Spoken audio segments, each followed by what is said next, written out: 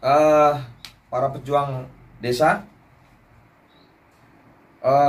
ketemu lagi dengan Daya Desa Institute. Kali ini kita membicarakan soal pemutahiran data IDM berbasis SDGs desa. Sebelumnya subscribe dulu Ya, channel Menteri ini. Desa sudah mengumandangkan bahwa harus sudah dimulai untuk pemutahiran data dan IDM berbasis SDGs desa. Di tanggal 1 Maret 2020, PLT Direktur Jenderal Pembangunan Desa dan Pedesaan Insinyur Roshidah Rahmawati MM ini telah menerbitkan surat edaran yang ditujukan kepada gubernur provinsi, bupati, wali kota, dan kepala desa di seluruh Indonesia.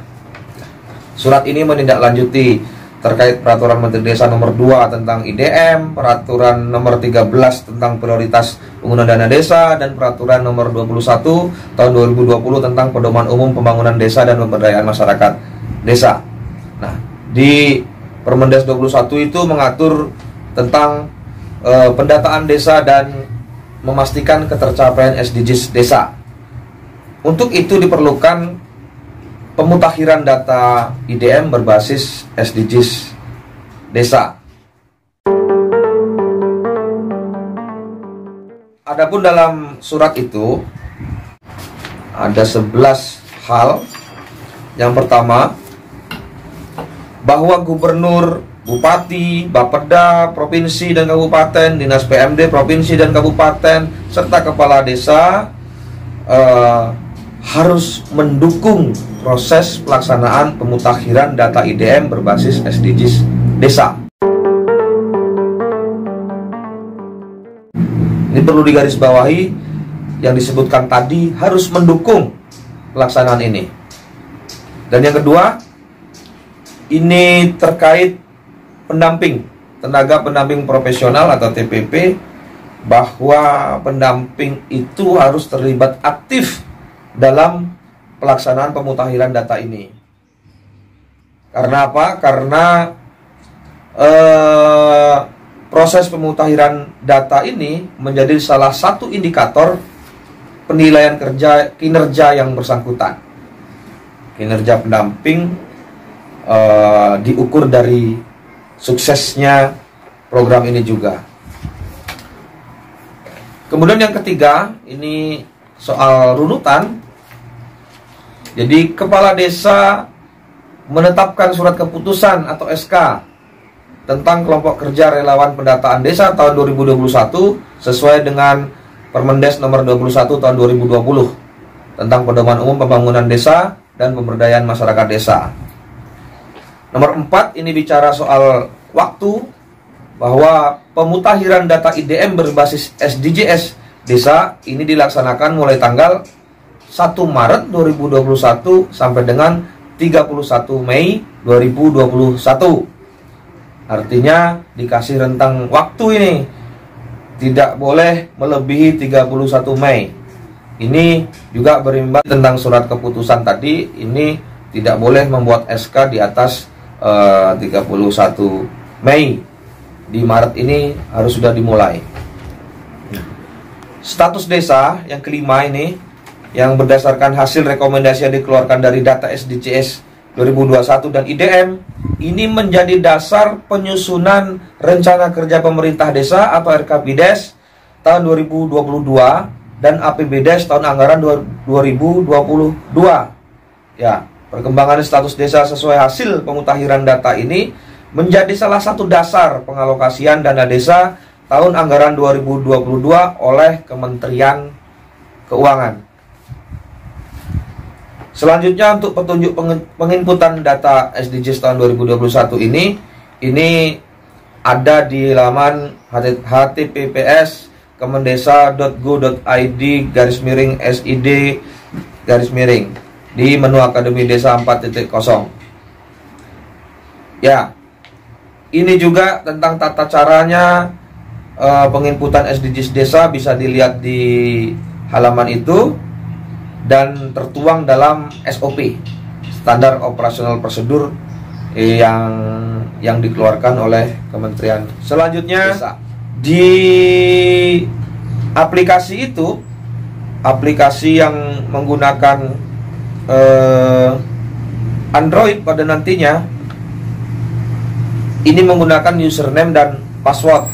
Nah, username dan password aplikasi Android itu diperoleh setelah kepala desa menyampaikan SK dan daftar kelompok kerja relawan pendataan tahun 2021 dengan format Microsoft Excel pada pendamping lokal desa atau BLD, kemudian secara berjenjang dilaporkan kepada pendamping tingkat kecamatan atau pendamping desa, dilanjutkan lagi ke kabupaten, kota, kemudian provinsi, dan sampai dengan Kementerian Desa PDTT melalui email pusdatin@kemendesa.go.id. Selanjutnya, hasil pemutakhiran IDM tahun 2021 ini akan disampaikan ke Dirjen Perimbangan Keuangan Kementerian Keuangan RI selambat-lambatnya tanggal 10 Juli tahun 2021. Itu paling lambat. Ini tadi kegiatan-kegiatan yang harus segera dilakukan. Kemudian apakah kegiatan pemutakhiran data IDM ini dapat menggunakan anggaran dana desa? Ya, di poin 11, di poin terakhir disebutkan bahwa kegiatan pemutakhiran data IDM berbasis SDGs desa dapat menggunakan anggaran dana desa tahun 2021 atau sumber-sumber lain yang sah. Ya, itu tadi surat dari Dirjen Pembangunan Desa dan Perdesaan terkait pemutakhiran data IDM berbasis SDGs desa. Selebihnya nanti kita akan bahas juga tentang bagaimana peng-SK-an relawan atau kelompok kerja relawan pendataan, bagaimana susunannya, itu bisa kita cermati pada SOP yang akan kita bahas selanjutnya. Intinya adalah bahwa pemutakhiran data ini menjadi sangat penting. Satu, bagi desa ini menjadi penting karena ini menjadi salah satu dasar dalam Menteri Keuangan di tahun 2022 menganggarkan dana desanya. Ini terkait alokasi dana afirmasi dan alokasi dana kinerja. Sangat penting bagi pendamping profesional. Karena apa? Karena proses ini menjadi indikator kinerja. Ya, indikator kinerja para pendamping profesional. Kemudian untuk di tahun 2022 hasil dari pemutakhiran data inilah yang akan menjadi bahan dalam penyusunan RKPDes dan APBDes 2022.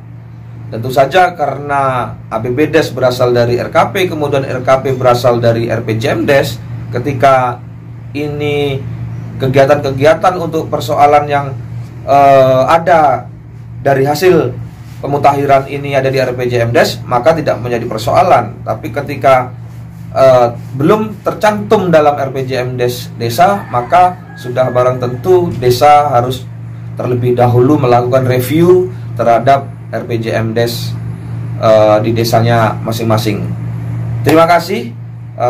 Secara singkat saya paparkan terkait surat Menteri, surat Dirjen Pembangunan Desa dan Perdesaan kepada Gubernur, Bupati, dan Kepala Desa seluruh Indonesia.